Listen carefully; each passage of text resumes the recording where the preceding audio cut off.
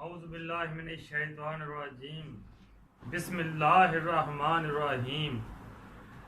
जे मैं वेखा अमलां वल्ले कुछ नहीं मेरे पल्ले, जे वेखा तेरी रहमत वल्ले फिर बल्ले बल्ले बल्ले।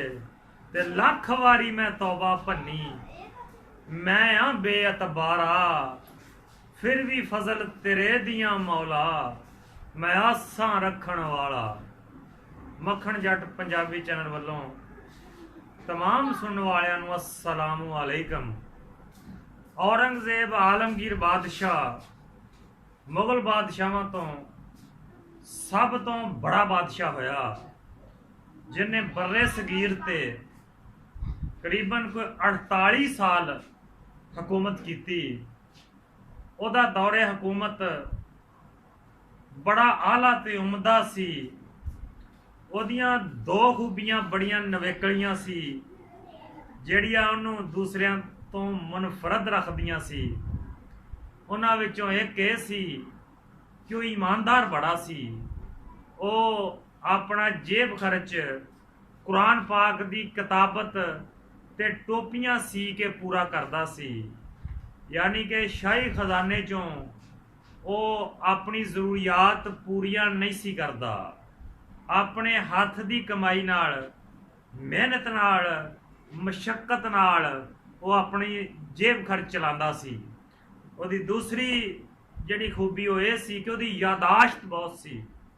ਉਹ ਹਜ਼ਾਰਾਂ ਲੋਕਾਂ ਨੂੰ ਇੱਕ ਲਮਹੇ ਲਈ ਮਿਲਦਾ ਸੀ ਤੇ ਉਹਦੇ ਦਿਮਾਗ 'ਚ ਨਕਸ਼ ਹੋ ਜਾਂਦਾ ਸੀ ਕਿ ਫਲਾਂ ਸ਼ਖਸ ਆ ਵਾ, ਫਲਾਂ ਸ਼ਖਸ ਨੂੰ ਮੈਂ ਇੱਧਰ ਮਿਲਿਆ ਸੀ, ਫਲਾਂ ਸ਼ਖਸ ਮੇਰੇ ਕੋਲ ਫਲਾਂ ਟਾਈਮ ਤੇ ਆਇਆ ਸੀ।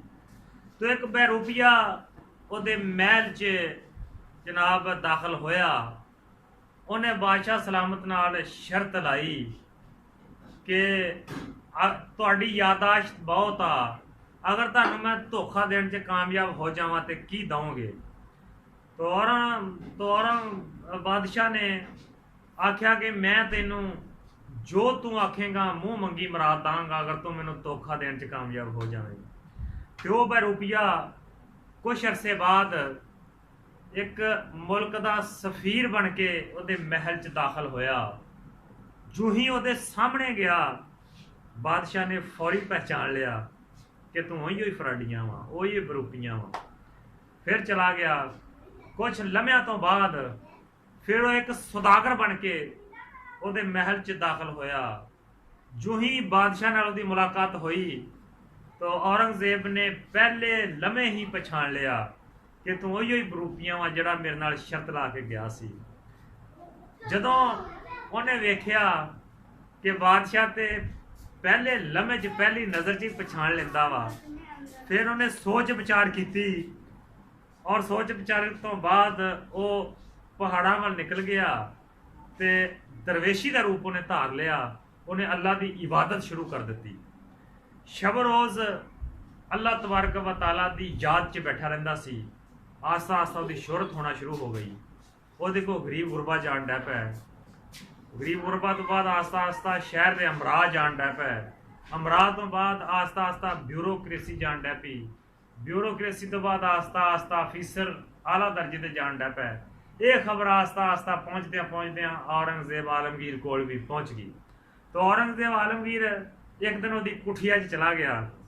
जाके जदों उसका भेस वेख्या, उसका रूप वेख्या, तो औरंगजेब आलमगीर चूंकि दरवेशों की कदर करता सी, उसदे पैरों च बैठ गया।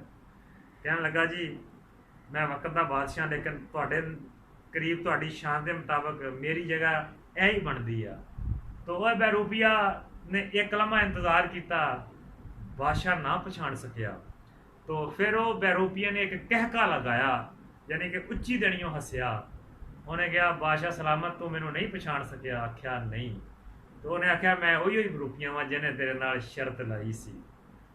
ते बादशाह दियां मैं देख के अखां अड्डियां रह गईयां। कहने लगा मैं अपनी शर्त अज भी भुला नहीं, मंग की मंगदा। तो जिहड़ा उस बहरूपी ने जवाब दिता, तो सुनने वाले लोगों वो अपने वास्ते एक अहम चीज़ आ। उन्हें जवाब दिता ਕਿ ਮੈਂ ਭੇਸ ਵਟਾ ਕੇ ਅੱਲਾ ਦਾ ਨਾਮ ਲੈਣਾ ਸ਼ੁਰੂ ਕੀਤਾ ਤੇ ਵੇਖ ਲੈ ਤੂੰ ਮੈਨੂੰ ਪਛਾਣ ਨਹੀਂ ਸਕਿਆ। ਅੱਲਾ ਨੇ ਮੈਨੂੰ ਆਪਣੇ ਮਕਸਦ 'ਚ ਕਾਮਯਾਬੀ ਦੇ ਦਿੱਤੀ। ਕਿਆ ਅਗਰ ਮੈਂ ਨੇਕ ਨੀਅਤੀ ਨਾਲ ਉਸ ਅੱਲਾ ਦਾ ਨਾਮ ਲਾਂਗਾ ਤੇ ਉਹ ਮੈਨੂੰ ਕੀ ਕੁਛ ਨਹੀਂ ਦੇ ਸਕਦਾ। ਤੇ ਅੱਛਾ, ਅੱਲਾ ਹਾਫਜ਼, ਬਾਦਸ਼ਾਹ ਸਲਾਮਤ, ਮੈਂ ਜਾ ਰਿਹਾ, ਜੰਗਲਾਂ ਨੂੰ ਨਿਕਲ ਗਿਆ ਤੇ ਹਕੀਕਤਨ ਅੱਲਾ ਦਾ ਉਹਨੇ ਜ਼ਿਕਰ ਸ਼ੁਰੂ ਕਰ ਦਿੱਤਾ।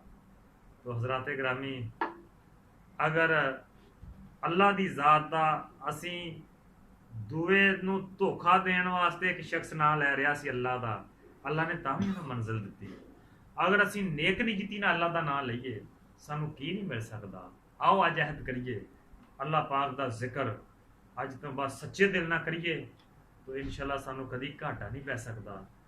ਵੀਡੀਓ ਚੰਗੀ ਲੱਗੀ ਹੋਵੇ ਤੇ ਮੱਖਣ ਜੱਟ ਪੰਜਾਬੀ ਚੈਨਲ ਸਬਸਕ੍ਰਾਈਬ ਕਰਿਆ ਜੇ। ਅਗਲੀ ਵੀਡੀਓ ਤੱਕ ਅੱਲਾ ਹਾਫਿਜ਼।